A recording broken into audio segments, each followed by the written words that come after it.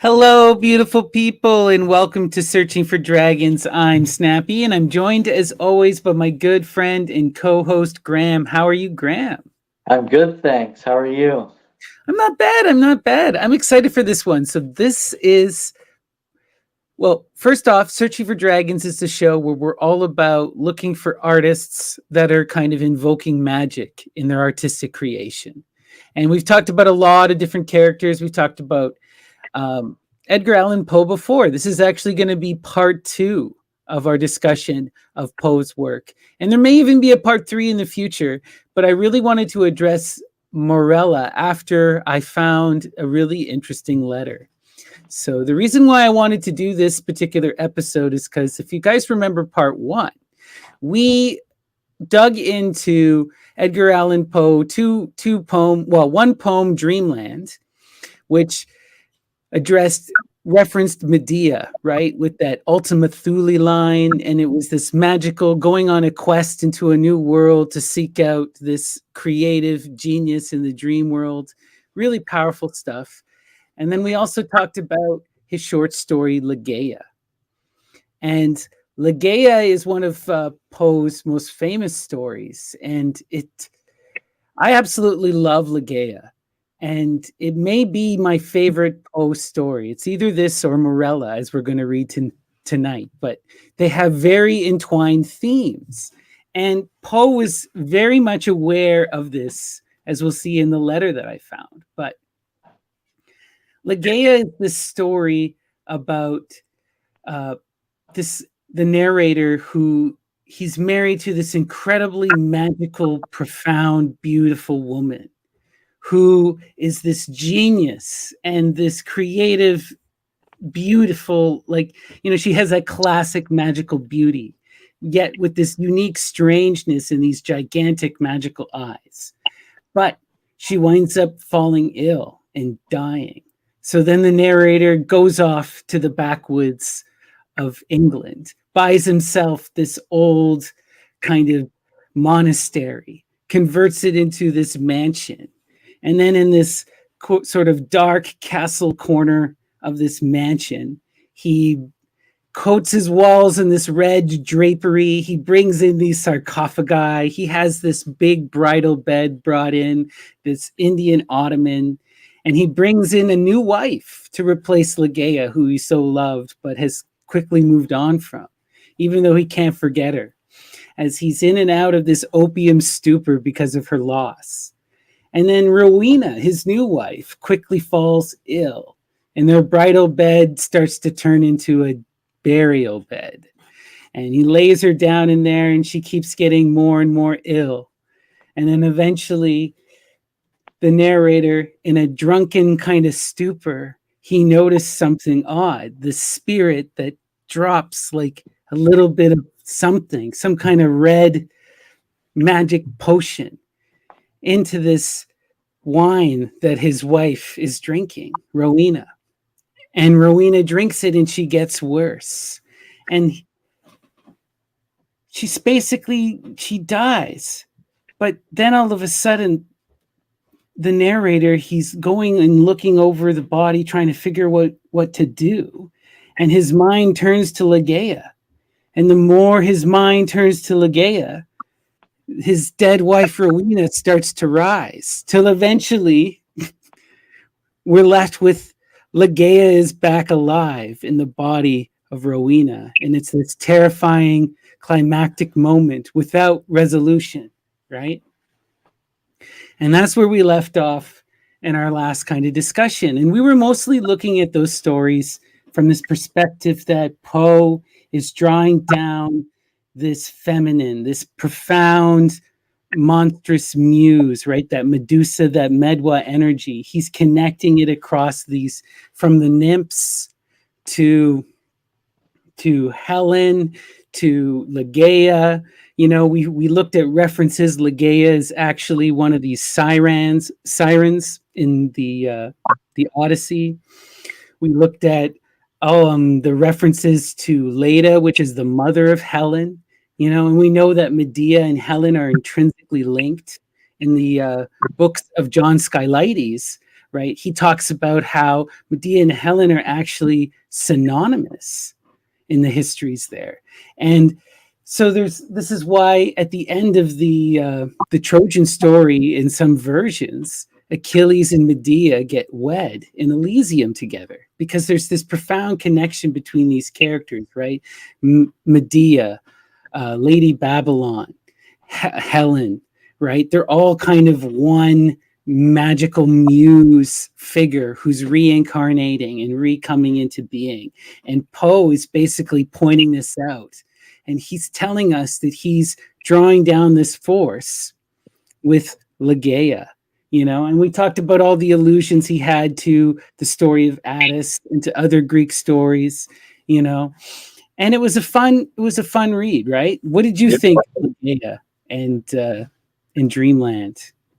They were both fascinating. I love the Dreamland poem. Very evocative and reminded me of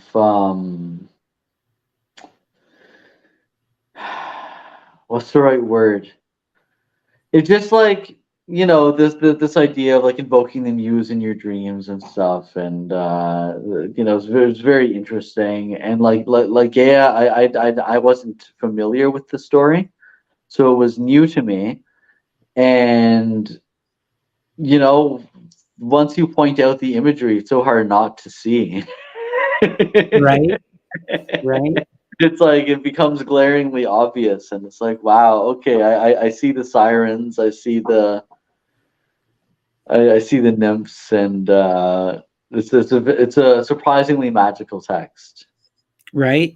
It's very clear that Poe has a deep understanding of this muse, this magical muse, and trying to draw in this muse. And we're only going to see that more and more as we dig in here. And that's really what I want to show you is Poe's magic. So we're going to start out with To Helen. So I'll bring up my little slideshow here for you guys. So here's our man, our dragon, Edgar Allan Poe, who needs no introduction, but just to remind you, you know, the father of Gothic literature practically, and the inventor of the mystery genre, one of the most important writers and poets, the first professional American writer, right? A very important literary figure, you know, the muse of Charles Baudelaire. I just always think that's cute, so I want to bring that up. All right, so here is a painting that's from the Poe Museum. This is in regards to the poem we're about to read, To Helen. Wow. So It's beautiful. To Helen was written in 1831, and it's one of Poe's like earliest writings, and it's largely thought to be written about either a friend of his mother, who he had a deep relationship with when she passed. And this was kind of like she formed a surrogate mother, also like a young adolescent love interest, you know, but in that unrequitable, you know, youthful romance of like, you know, a modern teenager may have for a celebrity kind of thing, you know. But when she died, it was a profound loss for him. But there was also a person that he was engaged to briefly named Sarah Helen, who actually preferred to go by the name Helen. and they had a tumultuous relationship, and there's some potential that this was related to her. I believe that it was probably related to all of these women, but more so this magical muse. And this is Poe's real beginnings with invoking that muse magic. One of the things I was reading in a lot of these articles about Poe at this time is they were trying to emphasize his obsessive nature with Lord Byron. He was vigorous in his obsession. He had read everything he could possibly get access to. So at his time, pretty much everything he read by Byron. And he often imitated Byron. And this was largely a criticism of some of his earlier work. But he also admired Byron in his political sphere. So one of the things that some people may not be aware of is that Byron was a huge proponent of Greek independence, and actually in his life went and fought in Greece to help gain them independence from the Ottoman Empire and access into Europe. He was one of the staunchest supporters and biggest voices there. And this has endeared him to many Greek people to this day. And Poe was so enamored by this that he used to lie and say that he did the same thing. And friends of his will attest to this, saying that, like, because he did serve in the military, but he didn't ever go to Greece. But he told people that he actually spent his service in Greece fighting for Greek independence because of this connection both to Greece, this magical place, right?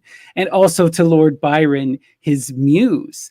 And we know that Lord Byron is a dragon, and we will be getting to Lord Byron. We've already been talking about it, but it's going to be a bit of an undertaking, but I hope to do Lord Byron's Cane as an episode, because Byron's another person we'll have to do multiple episodes on because they just lived such an incredible, magical life. But Poe, for the sake of this episode, is incredibly inspired by Byron. And it really infused him with this love of Greek thought and Greek ideas. And one of the interesting things at the start of the text of Morella, we'll get to, there's actually like a Greek passage at the beginning, and Poe even tries to like write it in authentic Greek. And modern scholars have nitpicked it and picked out some of the stuff, but for the most part, his writing is pretty good. And he just has this incredible depth of knowledge of all of this Greek symbolism, as we're going to see as we get in and we start to unpack Helen here. Okay. And yeah, just to remind people too, Lord Byron is a Philhellene of the highest order. The muse is everywhere in his writings. He's very aware of all of these themes, all of this theme of invoking this magical goddess, of invoking the muse, of this rebirth and death magic, so Poe is in this tradition, and he's kind of following in suit with Byron. So we're going to get to Helen. Unless you have any comments there, Graham? No, let's keep going. All right. So here is to Helen. So this is written again, 1931. To Helen. Helen, thy beauty is to me like those Nicean barks of yore, that gently over a perfumed sea the weary wayworn wanderer bore to his own native shore. On desperate seas long wont to roam, thy hyacinth hair, thy classic face, thy naiad airs have brought me home to the glory that was Greece and the grandeur that was Rome. Lo, in yon brilliant window niche, how statue-like I see thee stand, the agate lamp within thy hand. Ah, Psyche, from the regions which are holy land.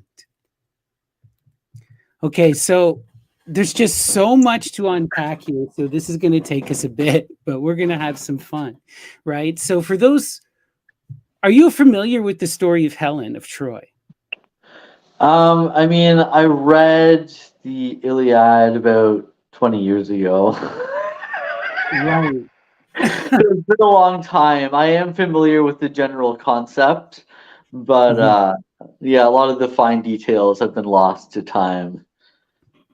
Well, the basic idea of the Iliad, there's a lot of well, we'll say the Trojan War. Okay, Yeah, yeah. I'm the familiar. basic setup of the Trojan War is that there's this kind of this there's a fight that winds up happening where they're trying to where the goddesses approach Zeus and they ask Zeus to name who is the most beautiful goddess, and whoever's the most beautiful goddess will get access to the golden apple, right?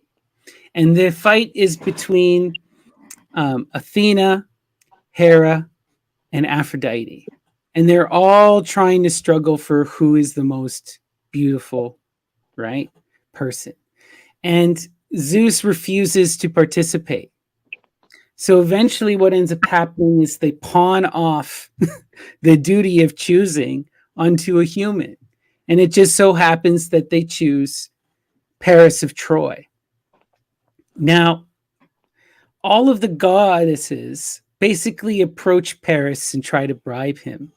But only one bribe really matters to him, and that is the bribe of Aphrodite, which is he promises Paris that the most beautiful person in the entire world will fall in love with him. And that is Helen of Sparta, who's married to King Menelaus, right? So Paris, being the wild person that he is, chooses Aphrodite, says that she wins, and she gets the apple. Well, this infuriates everyone, and then a massive war ensues because no one is satisfied with this answer. And it also, the magic causes great upset because Helen is already supposed to be in love with King Menelaus of Sparta. And all of a sudden now she's madly in love with Paris and running off to go join him, right? And Yeah. there's all these illusions in this story, and there's all kinds of magic in this story. But it's important too that we understand that in Greece, Helen is a pre-Hellenic deity, right? She's referenced in the Linear B, which we have begun to translate, and she is a goddess and is worshipped as a goddess at several sites across Greece. So even though she's most famous for her depiction within the epic is not her only depiction. There are many different versions of her, and there are many different interpretations of what this actually means. And some even predate the epics themselves. And I believe that Poe is aware of all of this, right? He's incredibly well read, and he's reading people who are also aware of all this and transmitting all this knowledge down to him. Okay, so what's important to understand about Helen is that she has this incredible magic as the most beautiful person in the world, right? She's said to have this beautiful gaze, this magical, profound face, this sight that when people look upon her or they look, it's kind of like the Medusa magic, right? Again, we're looking upon the similarities in these between these magical women, between Helen, Medea, Medusa, right? As all this of Eve, of going all the way back, they're all interrelated with this similar kind of narrative, right? And it's important that we see these connections because that's what Poe's drawing on when he's invoking his muse through this image of Helen, through these nymphs, and going forward, right? So it's when he's talking about thy beauty, right? Helen is the most beautiful goddess, and it's in her gaze. As we saw with Ligeia, he was constantly talking about that gaze, right?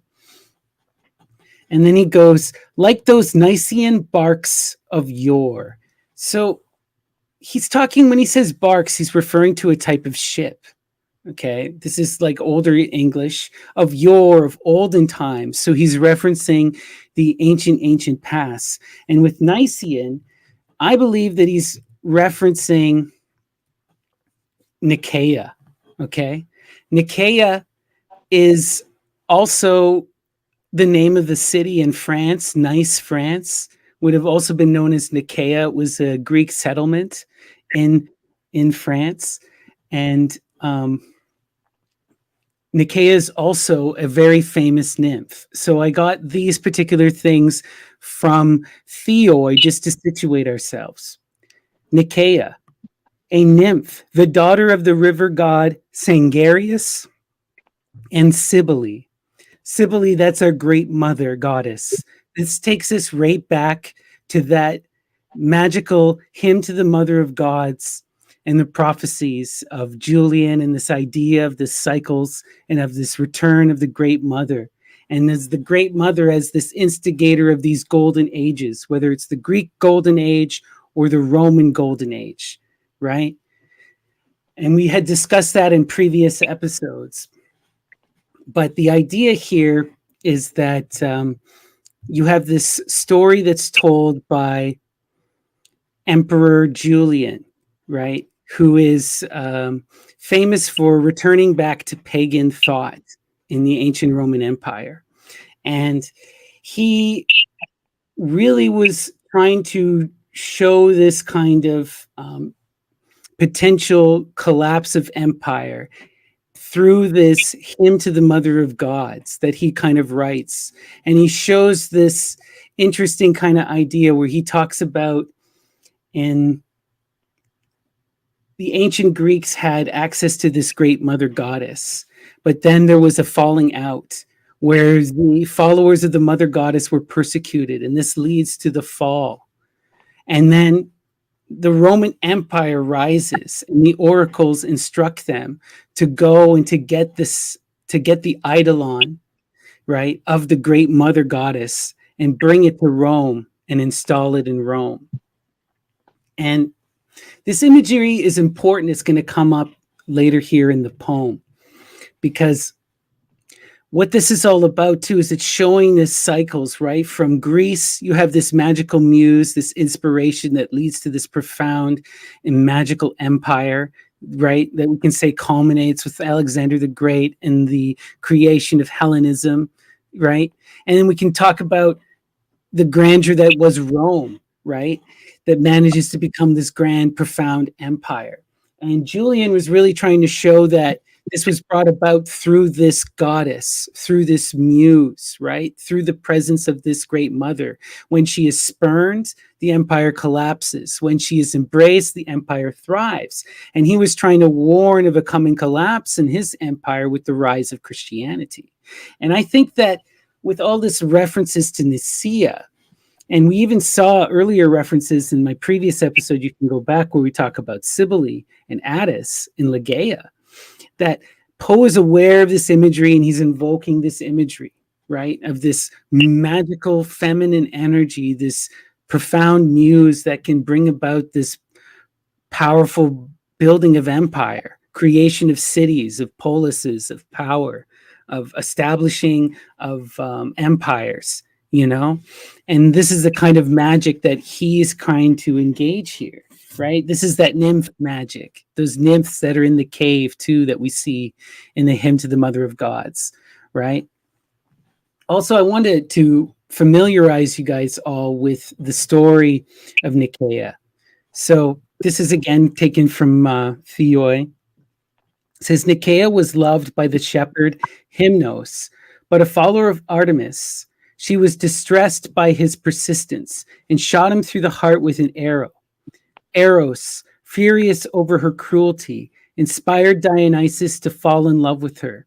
He pursued her for a long time, but she resisted until he contrived to get her drunk, and then he had his way with her. Their child was Telete, who became a follower of Dionysus. The city of Nicaea was named for her, and that's what we're talking about in France. Nicaea was closely connected with Aura, the daughter of also a daughter of the Phrygian goddess Cybele, also violated by Dionysus. And those of you who are really into this kind of nymph story and these in the Dionysian magic, if you want more, you can get the entire story of Nicaea told to us in the Dionysiaca by Nonus. So that's a special shout out for people like Gandhi and Chthonius if you're watching. But yeah. So we have this imagery, right, of invoking these nymphs and this place in Europe, and also this idea of these ancient boats that are embarking from this foreign land, right? And then it says, gently over a perfumed sea, the weary, way-worn wanderer bore to his own native shore.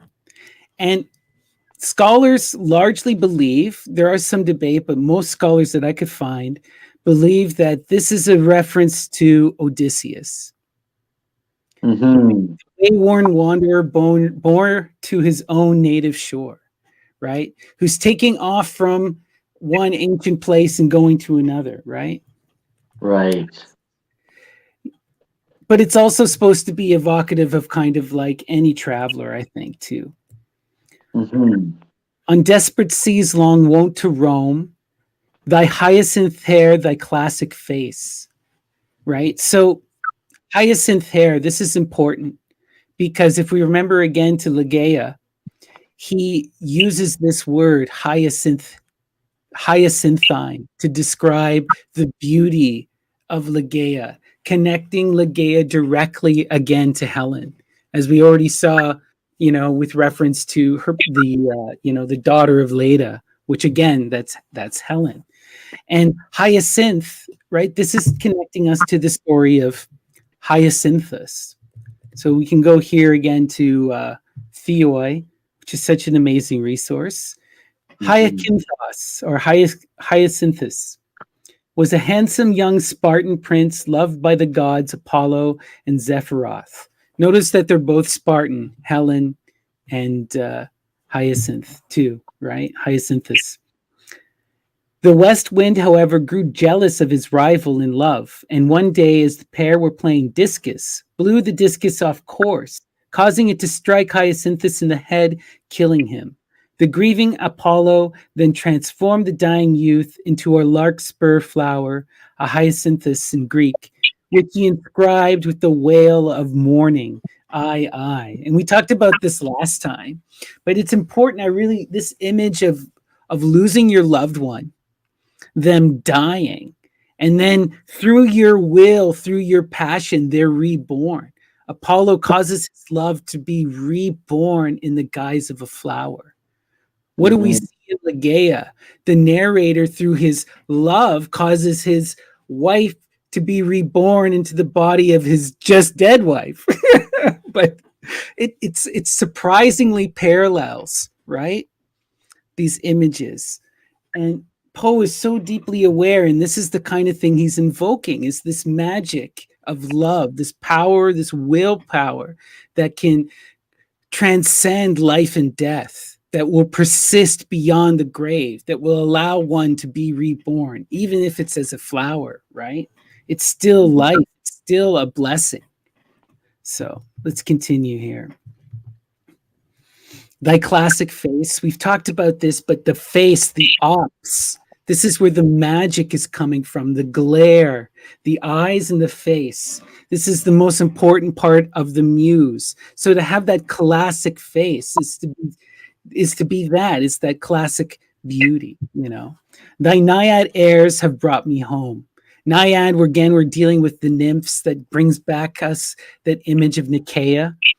And they bringing me home, the airs that bring us home. This is again more Odysseus on his voyage imagery, which is this voyage of transformation, right?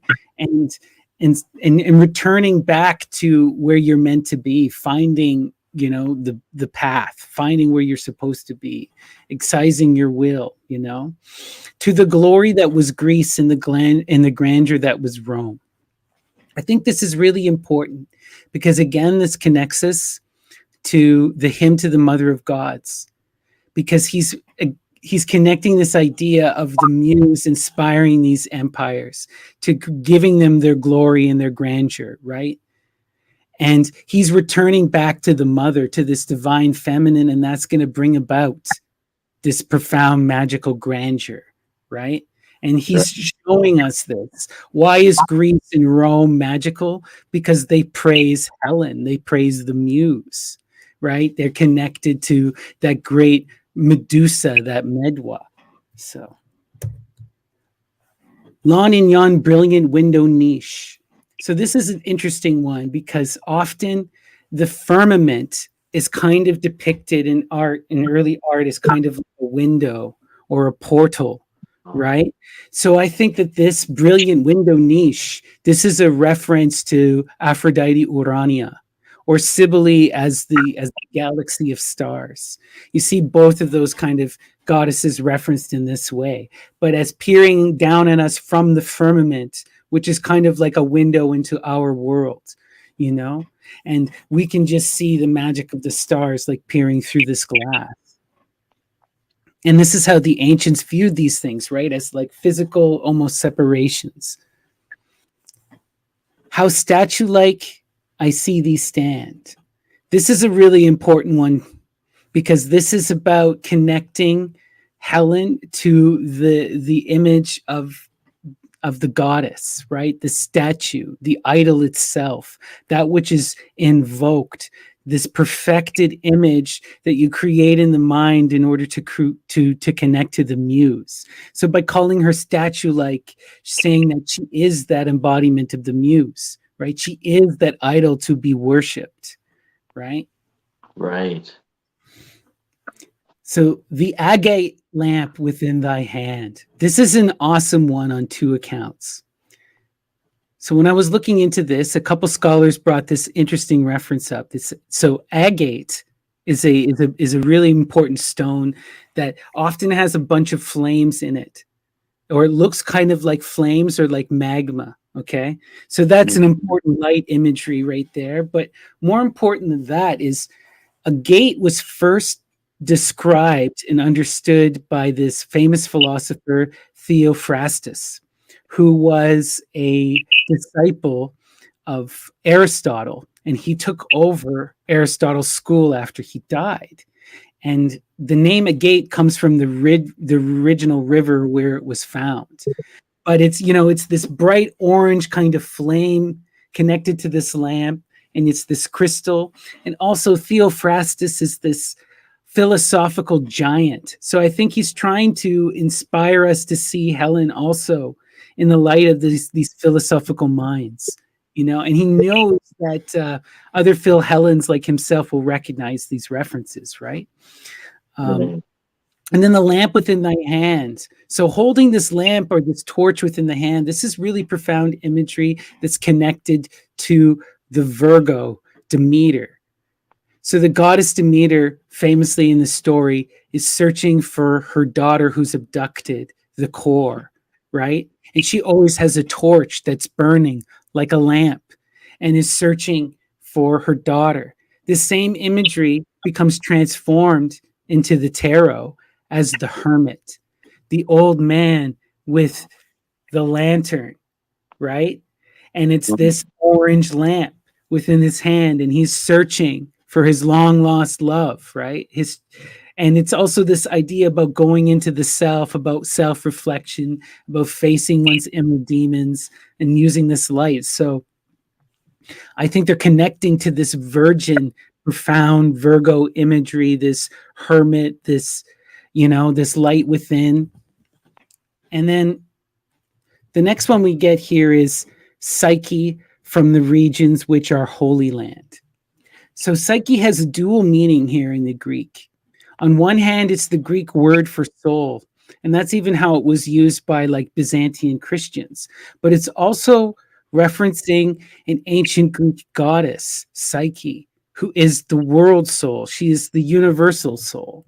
So again, we got some stuff from Theoi. So it says, Psyche was the goddess of the soul and the wife of Eros, right? Eros is that erotic force of separation, that love, that driving force that persists. How are we able to persist after death? Through the magic of Eros, right? So it says here from Theoi, she was once a mortal princess whose extraordinary beauty earned the ire of Aphrodite. When men began turning their worship away from the goddess towards the girl, Aphrodite commanded Eros make Psyche fall in love with the most hideous of men. But the god instead fell in love and carried her off to his hidden palace. Eros hid his true identity and told Psyche she must never gaze upon his face. Again, we have this magic of the gaze and of this beautiful face, right? Her jealous sisters, however, tricked her into disobeying, and the angry god forsook her. Psyche searched the world for her lost love and eventually came into the service of Aphrodite. The goddess commanded her to perform a series of seemingly impossible tasks, which culminated in a journey to the underworld. Psyche was afterwards reunited with Eros, and the couple were married in a ceremony attended by all the gods. Psyche was depicted in ancient mosaic art as a butterfly winged woman in the company of her husband Eros. Sometimes a pair of Psyche were depicted, the second perhaps representing their daughter Hedon, pleasure. So what I wanted to show you with that is that he's referencing this idea of this profound soul, this beautiful universal person, this idea, this perfected feminine, right? From regions that are holy land. And I think he's referencing and pulling from this idea that we see with the hymn to the Mother of all Gods, going to the sacred land within the ancient like Syrian East in Turkey somewhere, right? Going back to this magical Georgia, this Colchis that we see Medea is from, right? And you have to go to this place and bring back the eidolon, right? He's not referring to the Christian Holy Land. He's referring to a different Holy Land, I believe, you know?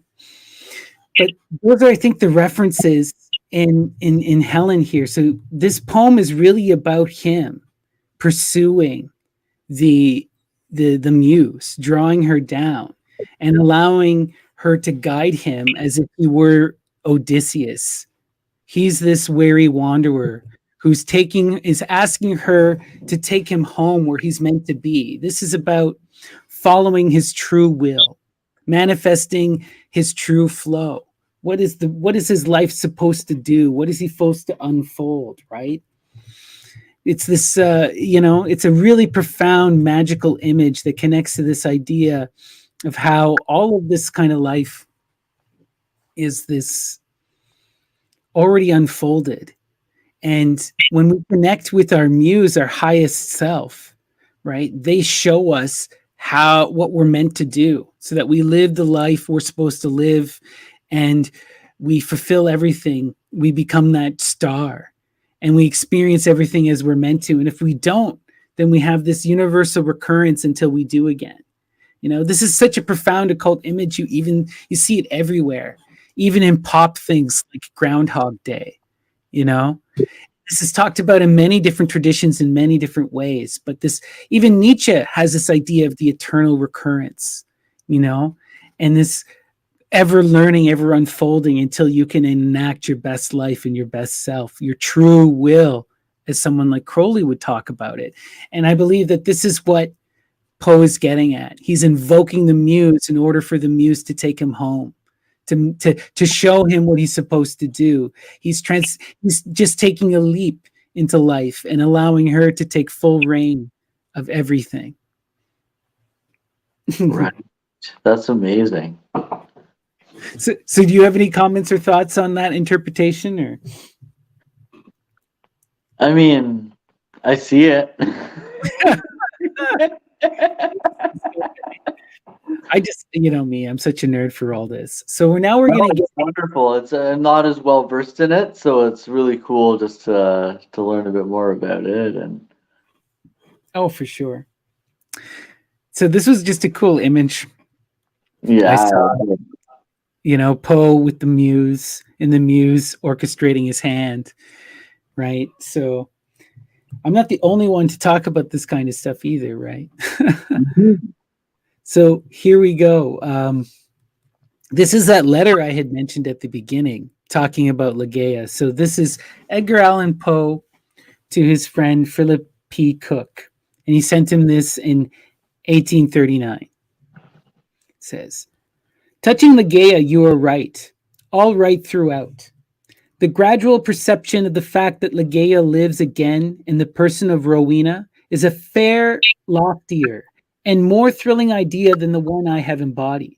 It offers, in my opinion, the widest possible scope to the imagination. It might be rendered even sublime.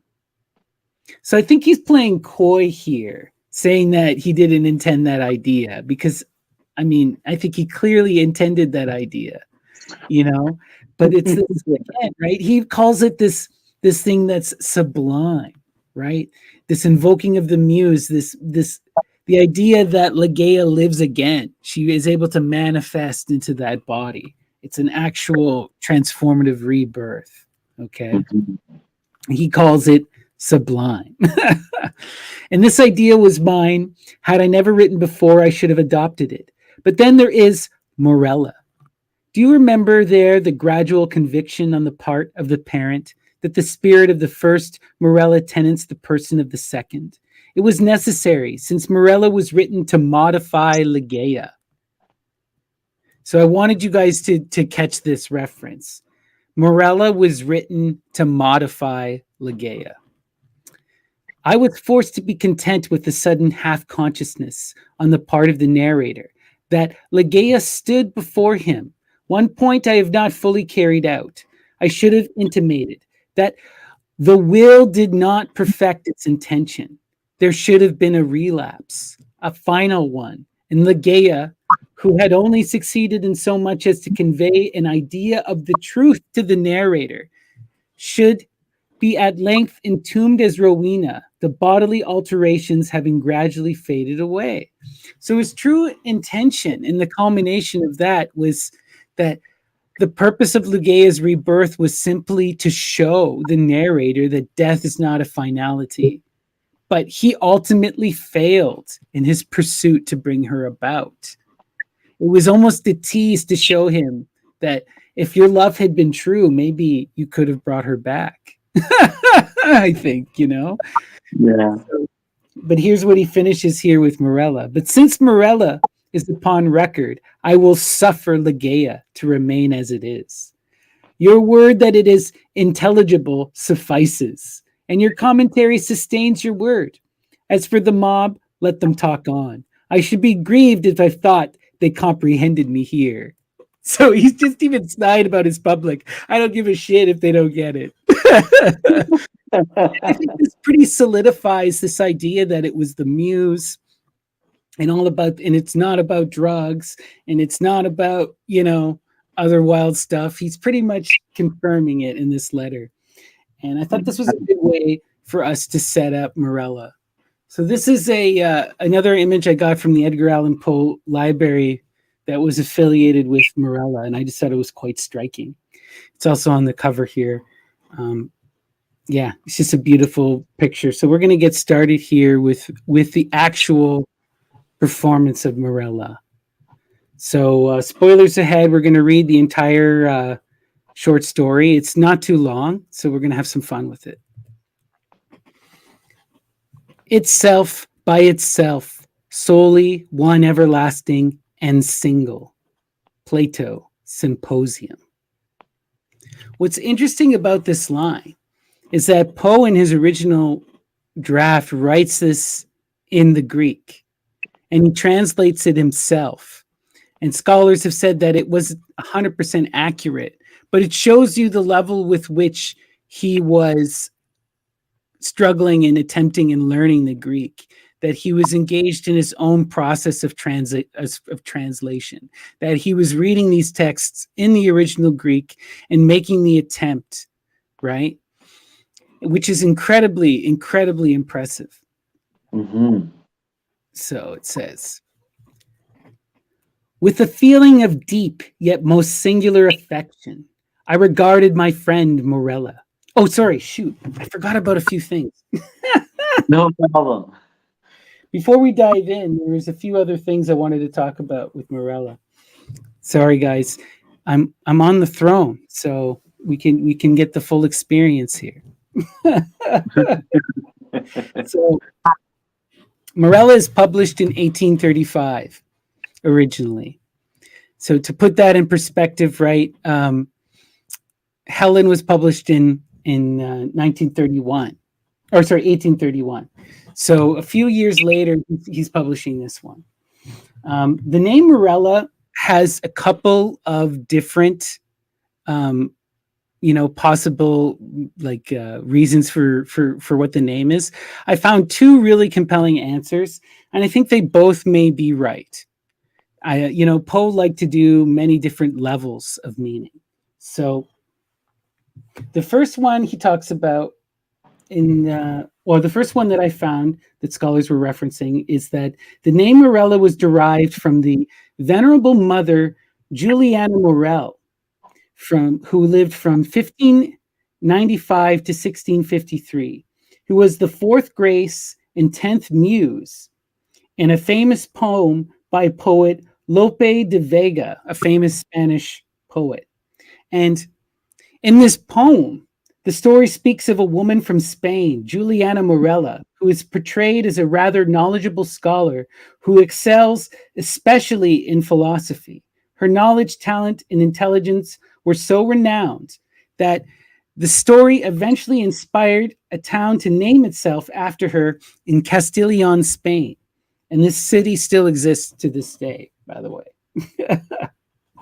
And then the other reference to the name is to moral mushrooms, and specifically to belladonna, which is often growing around morals. So it's a coded phrase for Morella. And there's an interesting thing where he references a town, Pressburg. And Pressburg is a notorious town in Europe because it's often associated with black magic and the presence of mushrooms and belladonna. So also mushrooms are this rebirthing plant, right? They die and they're reborn in the muck. And we see mushrooms everywhere in the magical literature.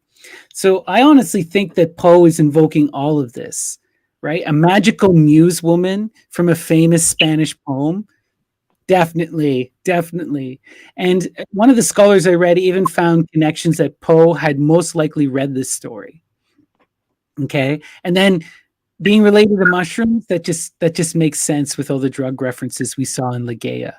And we know that Poe is an avid user of the wine and the vine and many different things, we'll say. But yeah, so I wanted you guys to be aware of that stuff with the name, that it's related to belladonna, to morals, and to this famous poem. Okay? So let us continue here now with the main story. So sorry about that, Graham. Well, that's all right. Here we go. With a feeling of deep yet most singular affection, I regarded my friend Morella. Thrown by accident into her society many years ago, my soul from our first meeting burned with fires it had never before known. But the fires were not of Eros, and bitter and tormenting to my spirit was the gradual conviction that I could in no manner define their unusual meaning or regulate their vague intensity. Yet we met, and fate bound us together at the altar, and I never spoke of passion nor thought of love. She, however, shunned society, and attaching herself to me alone rendered me happy. It is a happiness to wonder. It is a happiness to dream. So right from the start, we're hearing that this isn't a love relationship, but it is a love of a kind. It's not a passionate sexual love. It's almost like this deep friendship, right? My friend Morella is how he introduces her in the first line, Mm-hmm. And it's important that there is no connection to this Eros, because this isn't ultimately a failed thing, right? And as we were seeing in the stories, Eros, this passion, is needed often to bring about this resurrection. Also, we see this idea that they get married, almost just because. And she shuns society and is obsessed with him. She only really is existing for him. And there's this happiness in the imagining and in the dream. So she's immediately already associated with this kind of dream world from our opening passage, you know. Yeah. So let's keep going. In all this, if I err not, my reason had little to do. My convictions, or I forget myself, were in no manner acted upon by the ideal, nor was any tincture of the mysticism which I read to be discovered, unless I am greatly mistaken, either in my deeds or in my thoughts, persuaded of this. I abandoned myself implicitly to the guidance of my wife, and entered with an unflinching heart into the intricacies of her studies. And then, when poring over forbidden pages, I felt a forbidden spirit enkindling within me. Would Morella place her cold hand upon my own and rake up from the ashes of a dead philosophy some low singular words, whose strange meaning burned themselves in upon my memory? And then, hour after hour, would I linger by her side and dwell upon the music of her voice, until at length its melody was tainted with terror, and there fell a shadow upon my soul, and I grew pale and shuddered inwardly at those two unearthly tones. And thus joy suddenly faded into horror, and the most beautiful became the most hideous, as Hinnon became Gehenna. Wow. So I think I got it. What's so wild about this, and I want you guys to see here, is that he's learning and being inspired by her to enter into these forbidden rites, gaining this forbidden knowledge, and it's enkindling like a fire within him, right? And her voice is what's bringing this low, magical, deep thing. We saw this with Ligeia. Ligeia is this shrill, kind of off-putting, melodious sound that accompanies the muse. And this is what's entering into his ear with these singular, strange meanings that are burning himself into his memory. So he's learning without even understanding, right?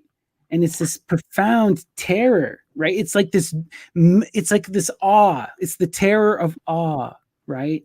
And a shadow falls upon his soul, and he grows pale and shuddered inwardly at those two unearthly tones. You know, again with this magic of the tonality. And Yeah. as Hinnon became Gehenna, this is a reference, and I wanted to include the reference here to Jeremiah 19:6 in the Bible. So this is from the New International Version.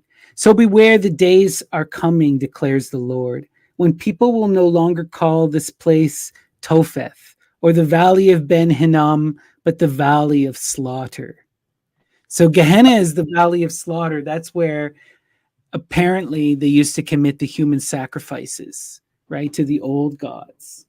So, right, faded into the most beautiful became the most hideous, right? She's revealing all of these secrets. He's seeing her true nature as this horrific monstrosity, right? This monstrous, profound feminine that's like this both horror and awe. Like he's overwhelmed by her power and her knowledge, but it's also this terrifying hideousness of it, right? And that's often what we see with people who describe encounters with like the divine. You know, there's that mingling of the awe and terror. Exactly. Intertwined. They're intertwined. So let's continue. It is unnecessary to state the exact character of those disquisitions, which growing out of the volumes I have mentioned formed for so long a time almost the sole conversation of Morella and myself. By the learned in what might be termed theological morality, they will be readily conceived, and by the unlearned, they would, at all events, be little understood. The wild pantheism of Fichte, the modified palingenesis of the Pythagoreans, and above all, the doctrines of identity, as urged by Schelling, were generally the points of discussion, presenting the most of beauty to the imaginative Morella. That identity which is termed personal, Mr. Locke, I think truly defines to consist in the saneness of rational being. And since by person we understand an intelligent essence having reason, So we're just going to pause here. I wanted to talk about some of these wild philosophical references because a lot of this is going to go over people's heads. So there's a typo there. So sorry, it's supposed to be palingenesis of the Pythagoreans, which means reincarnation. It was this idea of reincarnation. And pantheism, the idea that there is consciousness in matter, right? And so Fish is a German idealist, a famous German idealist philosopher. And like, I'm trying to see here. So his kind of thing, you know, he was all about this idea of like having this idea of like the soul versus nature. And he had all these concepts about the I had to be defined by others. Like for the self to exist, it has to be perceived by another person. And then it gets really deep into this philosophy. And it's all about this philosophy of being and this philosophy of the soul and nature, naturalism, right? And it's connecting here to things like Goethe, to Nietzsche, to, right? Like Fish is an interesting character too, because he's also like considered one of the founders of German nationalism. So he's a bit like, you know. And Schelling is a student of Fish who kind of breaks away from him because he has like a more nuanced conception of nature and soul. And he has like these three different forms, but it's really situating us ourselves in this idealism of the ideal versus nature, right? And what is the relationship between these two things? And I think that what Poe is trying to show us here, it's also like Fish gives us like some of that stuff. Like a lot of this is about Hegel too, is like proceeding to Hegel. And so like thesis, antithesis, and synthesis is an idea that's actually originally developed by Fish and then is like refined by Hegel, you know? So like he's really getting into these being and non-being and this dualism and trying to understand this nature of the relationship and the ideal of God. And he's trying to, I think, equate German idealism back into this Greek philosophical Hellenism, right? That we see with his references to these mythological characters and to Pythagoras. So he's trying to connect them, this transcendental Germanist philosophy, right? To the ancient Greek mythological thing, you know. And then Locke, we know, you know, Locke is another kind of philosopher talking about personal identity and just again trying to highlight the power of the muse, of really inspiring this kind of profound thought, you know. Definitely. Let us continue. So, and since by person we understand an intelligent essence having reason, and since there is a consciousness which always accompanies thinking, it is this which makes us all to be that which we call ourselves, thereby distinguishing us from other beings that think, and giving us our personal identity. But the principium individuationis, the notion of that identity which a death is or is not lost forever, was to me at all times a consideration of intense interest, not more from the perplexing and exciting nature of its consequences than from the marked and agitated manner in which Morella mentioned them. So he's obsessed with this idea of life and death because Morella is also obsessed with this idea of life and death. And how does life persist after death? Right? Right. And this is taking us into this kind of magical idea, right? Of how do you preserve the will? How do you persist across death? How does the muse manage to stay present? So, but indeed, the time had now arrived when the mystery of my wife's manner oppressed me as a spell. I could no longer bear the touch of her wan fingers, nor the low tone of her musical language, nor the luster of her melancholy eyes. And she knew all this, but did not upbraid. She seemed conscious of my weakness or my folly, and smiling called it fate. So I want to pause there for a second because this is often the story we see with the muse again and again and again. And this is retold with all of the heroes, right? Where they pursue single-mindedly the magical woman, but then when things get ugly, when death is at the door, or when things don't go the way that the narrator, the protagonist, intends, they spurn the muse. And we got to remember, you're not supposed to ever turn back. You have to persist. So this is him.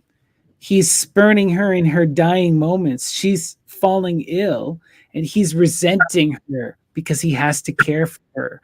And that's resigning them to their coming fate, right? Oh. She seemed also conscious of a cause, to me unknown, for the gradual alienation of my regard, but she gave me no hint or token of its nature. Yet was she woman, and pined away daily. In time the crimson spots settled upon the cheek, and the blue veins upon the pale forehead became prominent. In one instant my nature melted into pity, but in next I met the glance of her meaning eyes, and then my soul sickened and became giddy with the giddiness of one who gazes downward. He couldn't even meet his wife in the eye. He's resenting her so much, right? All he can see on her is sickness and death. This one who inspired so much amazement is now something he's turning away from, right? And this is important. He looks away from her eyes. Where is the magic of the muse? In the gaze, right? In the giddiness of one who gazes downward. He's rejecting the muse, right? Spurning her. As Jason spurned Medea, as all of those countless, heroes spurn whoever. Mhm. Into some dreary and unfathomable abyss. Whoa. It reminds me a little bit. This is a bit of a sidebar, but there's a wonderful band called Abigor, and they have a line that's not in humility will we look down, but resolute we stare into the abyss. And it just popped into my head when you read that line. But Wow. powerful abyss magic, Right. Gaze, and this is what he's doing, right? By looking away from the muse, what are you doing? You're gazing into that abyss. You're turning away from the light. You're turning away from that beautiful sun, that majestic beauty that is that ops, that asteropy, right? So let's continue. Shall I then say that I longed with an earnest and consuming desire for the moment of Morella's decease? I did. But the fragile spirit clung to its tenement of clay for many days, for many weeks, and irksome months, until my tortured nerves obtained the mastery over my mind, and I grew furious through delay. And with the heart of a fiend cursed the days and the hours and the bitter moments which seemed to lengthen and lengthen as her gentle life declined like shadows in the dying of the day. Wow. Whoa. And this is showing you the resentment, that bitter, as soon as she can no longer provide for him, he's rejected her, right? We have to regard this. Why is she dying? It's almost because of this contentment, this refusal to truly love her, to love her in that loving, erotic, transformative way from the beginning, always perceiving her only as friend, and then only using her for that magical inspiration, and allowing her to be locked away and hidden until eventually she starts to die, and then he resents her because he has to take care of her. And as it gets worse, he resents her more and more and more and more, sealing their fates. And this is the muse, right? So this is him rejecting beauty and love, that profound power. But one autumnal evening, when the winds lay still in heaven, Morella called me to her bedside. There was a dim mist over all the earth, and a warm glow upon the waters, and amid the rich October leaves of the forest, a rainbow from the firmament had surely fallen. So again, we have this image of the drawing down of the magic from the stars, from the firmament, this time in the form of a rainbow. more of this profound, magical muse, feminine imagery, right? The rainbow is 7. It's usually related to like the graces. Really powerful magic. All right, so here we go. It is a day of days, she said as I approached. A day of all days, either to live or die. It is a fair day for the sons of earth and life. Ah, more fair for the daughters of heaven and death. I kissed her forehead and she continued, I am dying, yet shall I live. Morella, the days have never been when thou couldst love me, but her whom in life thou didst abhor, and death thou shalt adore. Morella. So she's basically cursing him, right? She's saying, like, you're cursing me in life, but you're gonna wish I was still here when I'm gone. And let's see what happens, right? I repeat, I am dying, but within me is a pledge of that affection. Ah, how little, which thou didst feel for me, Morella. And when my spirit departs, shall the child live, thy child and mine, Morella's. But thy days shall be days of sorrow, that sorrow which is the most lasting of impressions, as the cypress is the most enduring of trees. For the hours of thy happiness are over, and joy is not gathered twice in a life, as the roses of Paestum, twice in a year. Thou shalt no longer then play the Teian with time, but being ignorant of the myrtle and the vine, thou shalt bear with thee thy shroud on the earth, as do the Muslimin at Mecca. So this is a really like intense line with so much powerful magical imagery. Okay, the cypress tree that's always associated with the goddess Aphrodite. Also, we get the first reference of a child. This man is married to this woman. This woman is dying, and she's pregnant, and he didn't even know. Right? He's so ignorant of her and everything. It's just so profound, right? Like we got to think about, like, just like the other guy had no idea her family or where they even really met or what her last name was. This is again showing you the similar kind of imagery. All he knows is her beauty and what he's lusted for, and like that knowledge that she was able to provide him. Right? Not even that, like he isn't even attracted to her in that way, right? And she's here now cursing him for this and cursing him for making the mistake, right? And look, it goes, and my spirit departs, shall the child live. So this is like, when I die, the child will be born.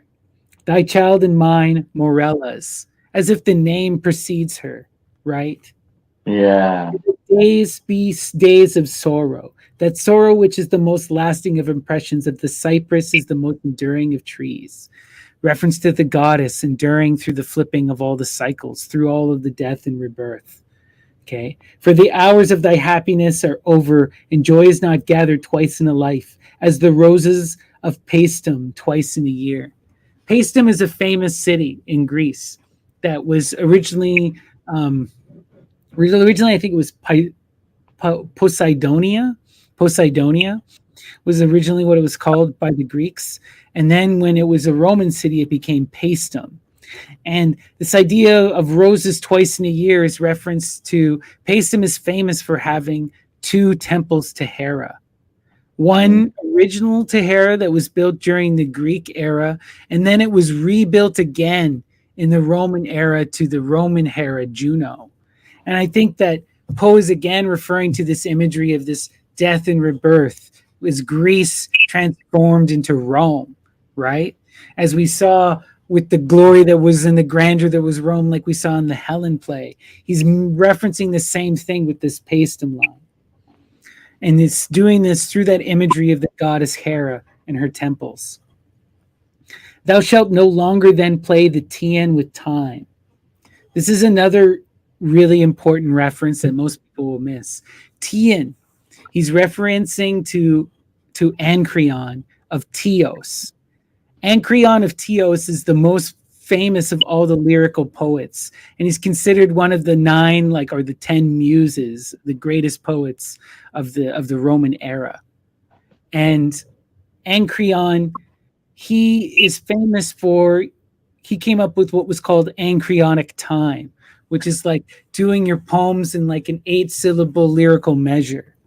But more so than that, he was even more famous for the content of his poems, which in America took on, there's the Anchrotic Society. There was all of this poetry that was inspired by him because he was obsessed with only 3 topics, which were love, the vine, and the muses.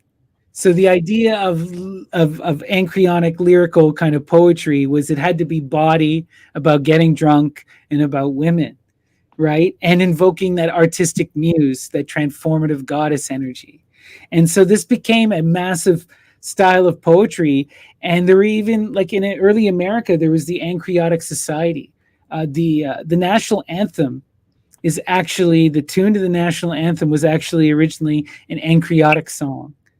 But they, of course, they had to change the lyrics because you can't have a drunken song be the national anthem, right? But that's where that tune originates.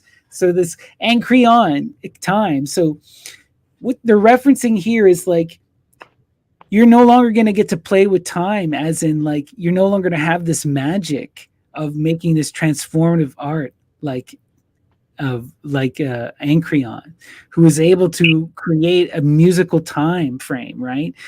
And there's something about the music and the lyricism controlling time and controlling fate, you know. So these simple references, but there's deep meaning at heart here. But being ignorant of the myrtle and the vine, this is again more Dionysian imagery, right? The vine, that's clear Dionysus, the god of the vine, of the wine, of the drinking. We just had it again with Teos of Anchrion.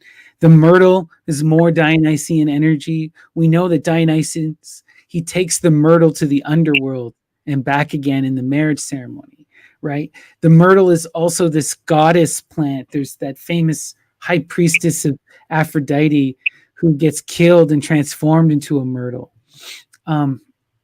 Really powerful goddess imagery here. And he's saying basically with the myrtle and the vine, you've forgotten Dionysus.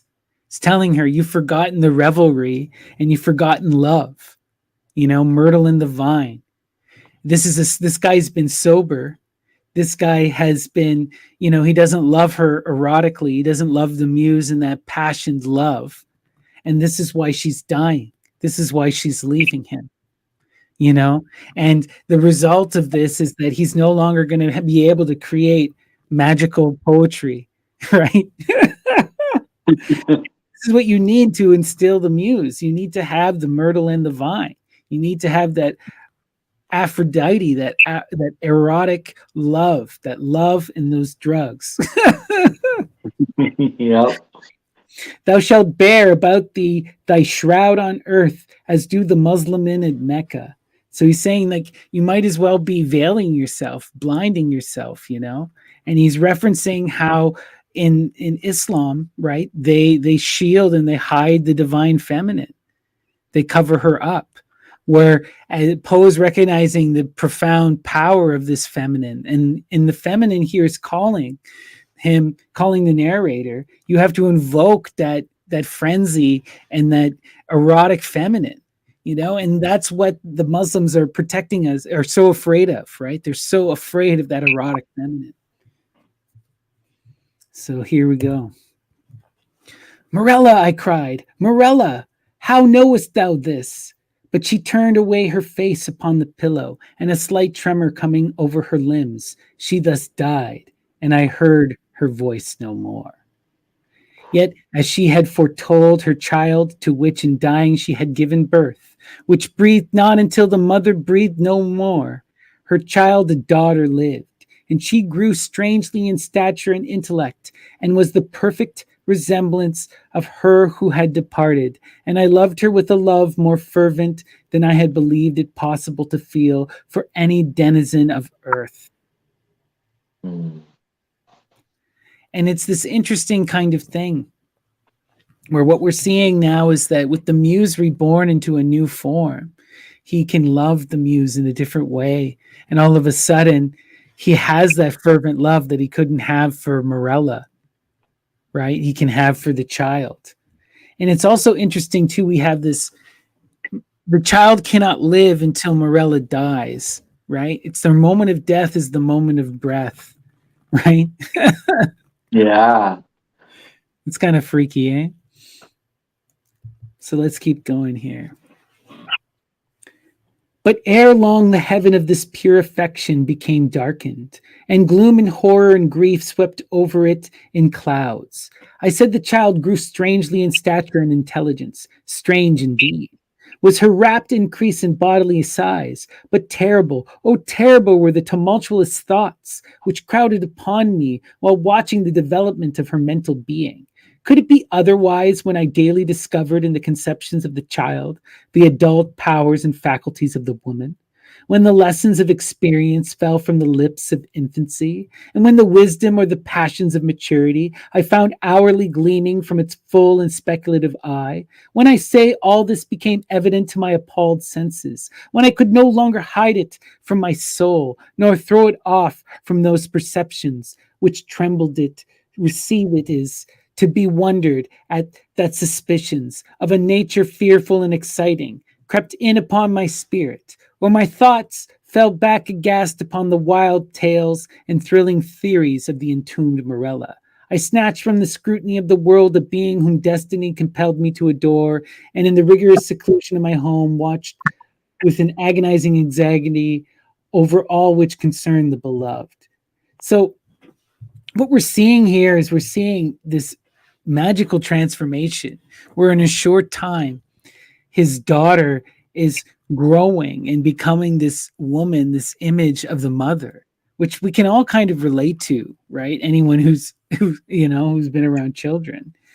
And also that she has this profound intelligence, that she has this knowledge of experience that should only be available to someone who has lived a full life, yet it's already there, you know? Mm-hmm. Crazy stuff. And as years rolled away, and I gazed day after day upon her holy and mild and eloquent face, and pored over her maturing form, day after day did I discover new points of resemblance in her, the child, to her mother. The melancholy and the dead, and hourly grew darker these shadows of similitude, and more full and more definite, and more perplexing, and more hideously terrible in their aspect. For that her smile was like her mother's, I could bear. But then I shuddered at its too perfect identity, that her eyes were like Morella's, I could endure. But then they too often looked down in the depth of my soul, were Morella's own intense and bewildering meaning. And in the contour of the high forehead, and in the ringlets of the silken hair, and in the wan fingers which buried themselves therein, and in the sad musical tones of her speech, and above all, oh, above all, in the phrases and expressions of the dead upon the lips of the loved and the living, I found food for consuming thought and horror for a worm that would not die. So I want to highlight this part here because phrases and expressions of the dead on the lips of the loved and the living. So what is the daughter doing? She's saying things from the dead, from the past. She's doing this kind of magical necromancy. And I found food for consuming thought and horror for a worm that would not die. Do you remember in Ligeia when Ligeia recounts that poem, The Conqueror Worm, about how the worm is what survives and consumes the dead and it persists, you know? Yeah. Now they're identifying the muse specifically here with this worm, this parasite that manages to travel from life to life, right? Through this persistence, through this will, you know?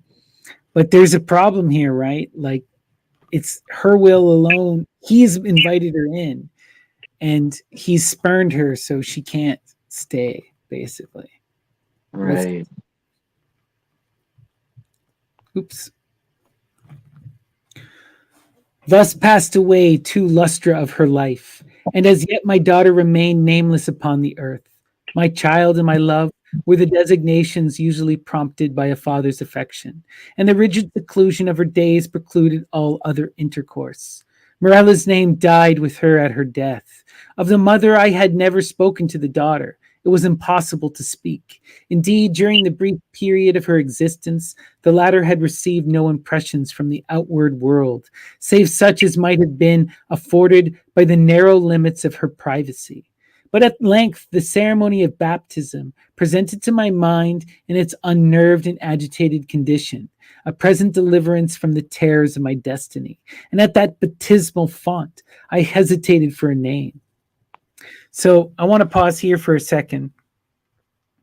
So she ages 2 years, right? And throughout those 2 years, she's growing and becoming more and more like the mother. She's showing this incredible intelligence well beyond her age. She's speaking. And this whole time, he can't give her a name. He just calls her my child, my child. But, right, it's coming to this point, though, where he has to get her baptized into the church.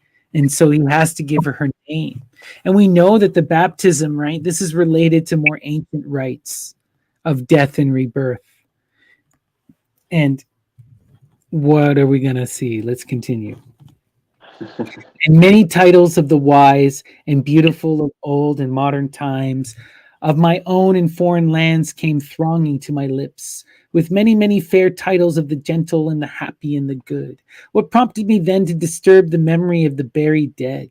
What demons urged me to breathe that sound, which in its very recollection was wont to make ebb the purple blood in torrents from the temples to the heart? What fiend spoke from the recesses of my soul, when amid those dim aisles in the silence of the night, I whispered within the ears of the holy man the syllables, Morella?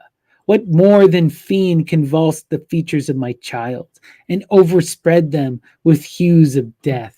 As starting at that scarcely audible sound, she turned her glassy eyes from the earth to heaven, and falling prostrate on the black slabs of our ancestral vault, responded, I am here. Wow.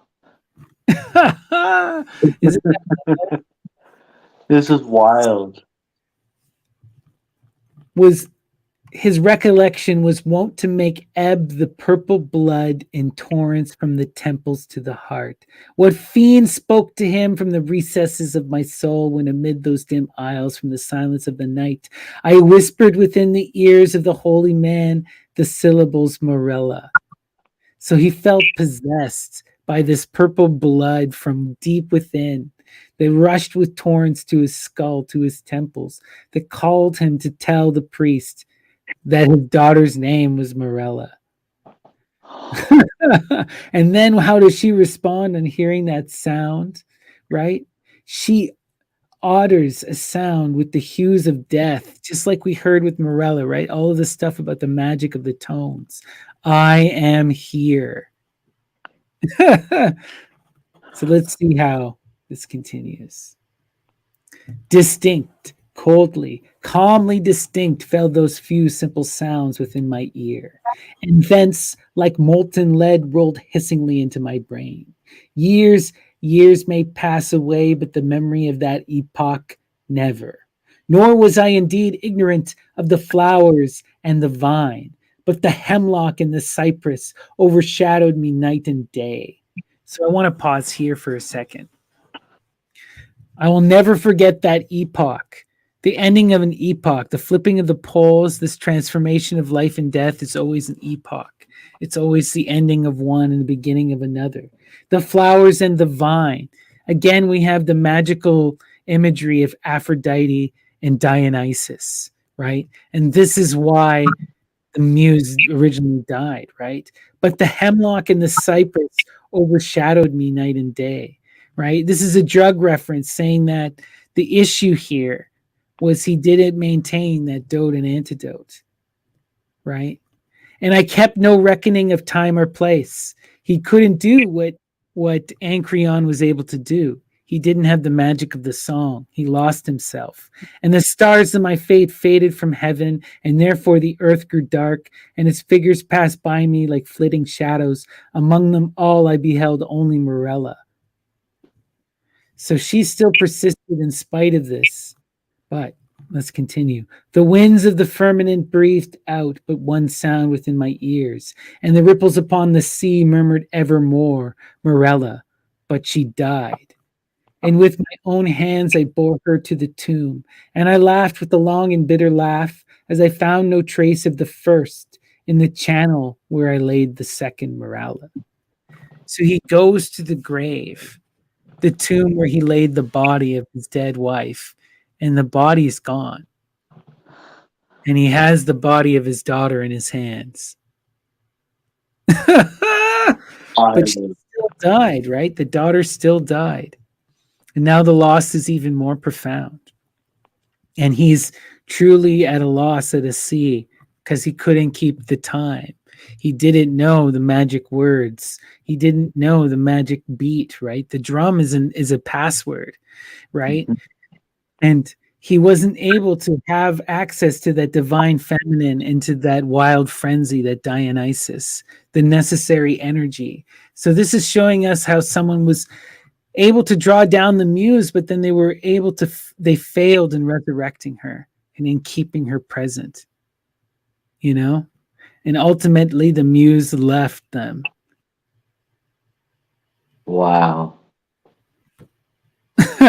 Does that make sense? What do you guys think of that translation or that interpretation?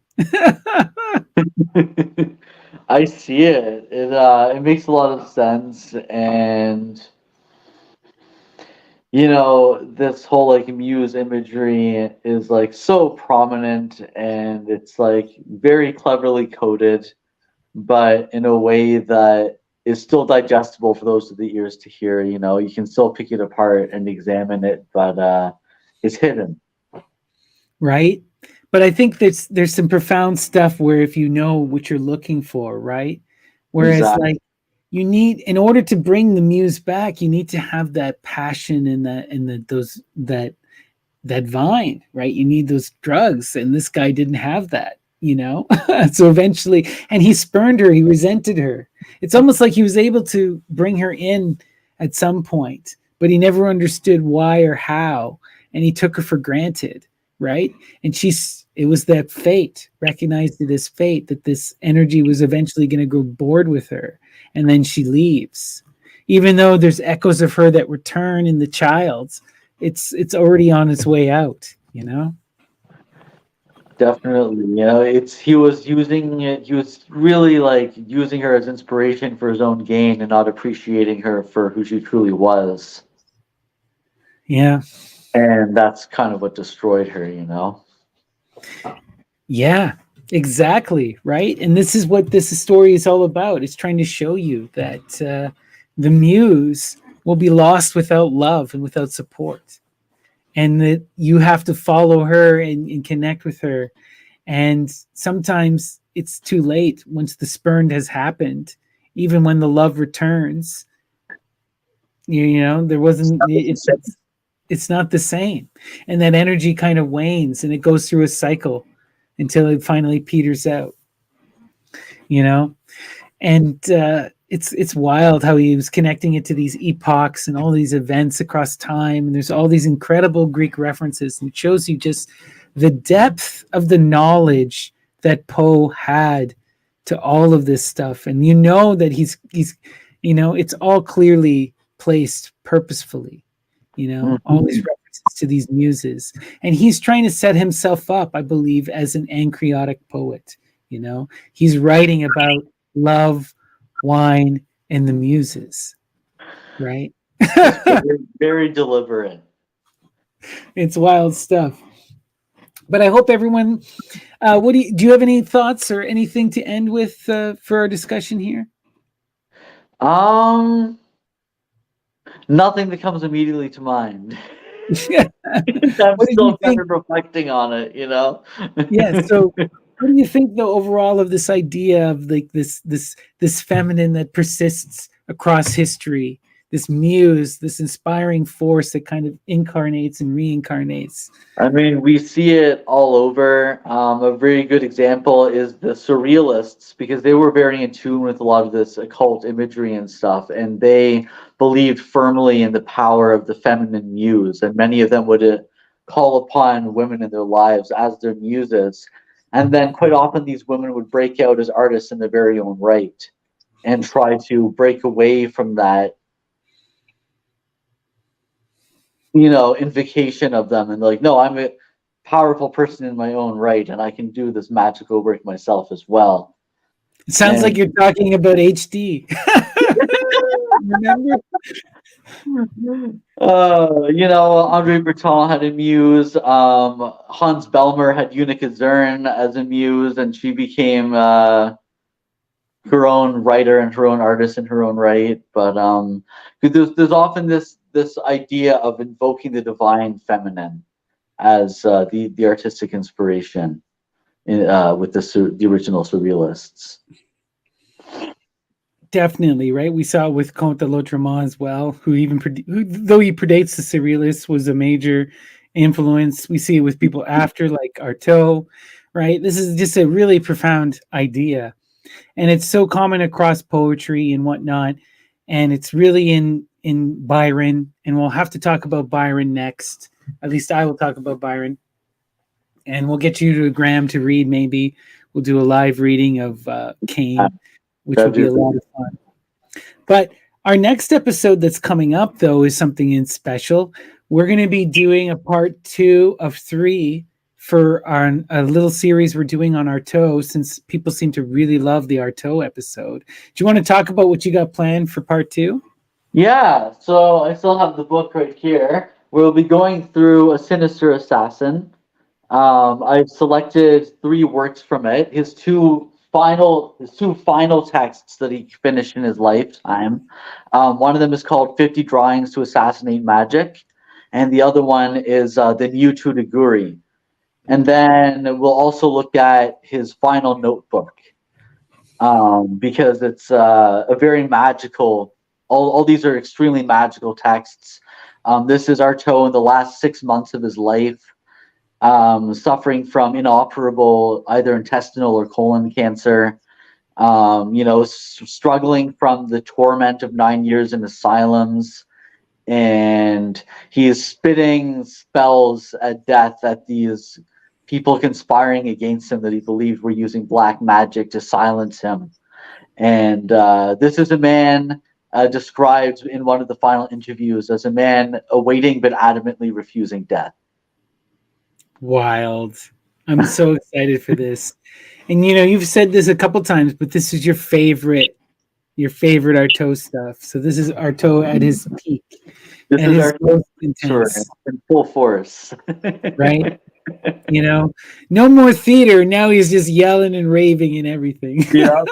And he's reimagining his theater. The theater of cruelty, he still talks about it, but he's approaching it as an anatomical transformation and a spiritual transformation.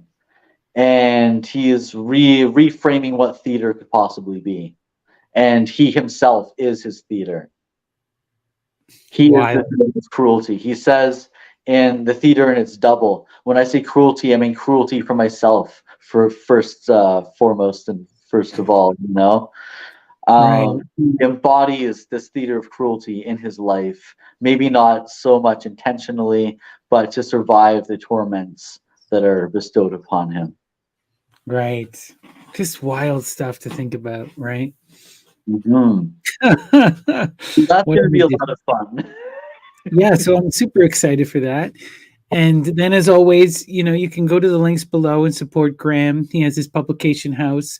They just recently released a short story collection that we did an episode on called You Only Die Once. When is that coming out? Is it out already, or? It's out already. I have the copies, and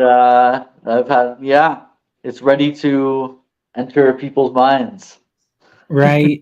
And then you have a new EP coming up called Ick with your band, right? Yeah.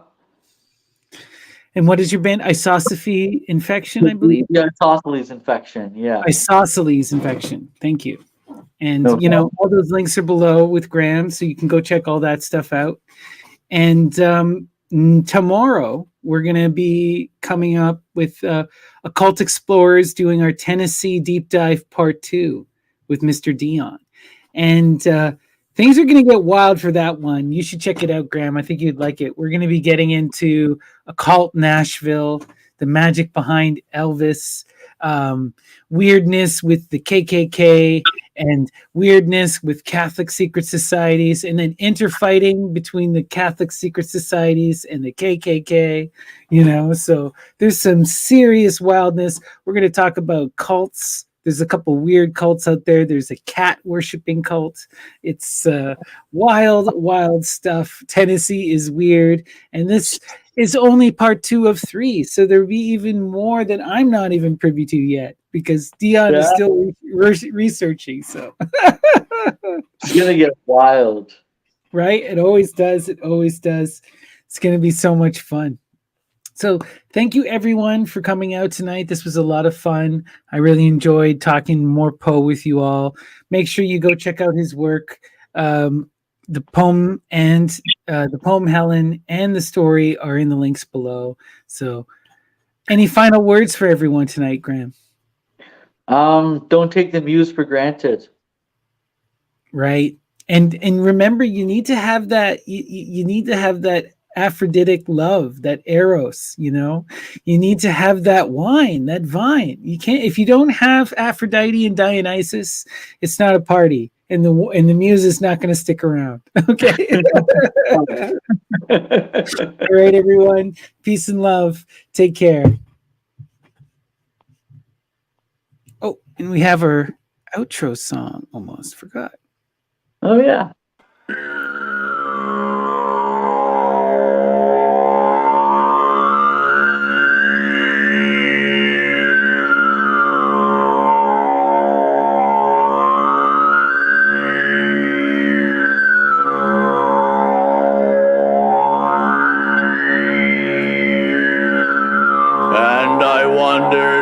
Master could be, and I pressed my eye eagerly to the grave, and I wondered who his master could be, and I pressed my eye eagerly to the grave, and I wondered who his master could be, and I pressed my eye. And I pressed my eye eagerly to the grave, and I wondered who his master could be, and I pressed my eye eagerly to the grave, and I wondered who his master could be, and I pressed my eye eagerly to the grave. And I wondered who his master could be.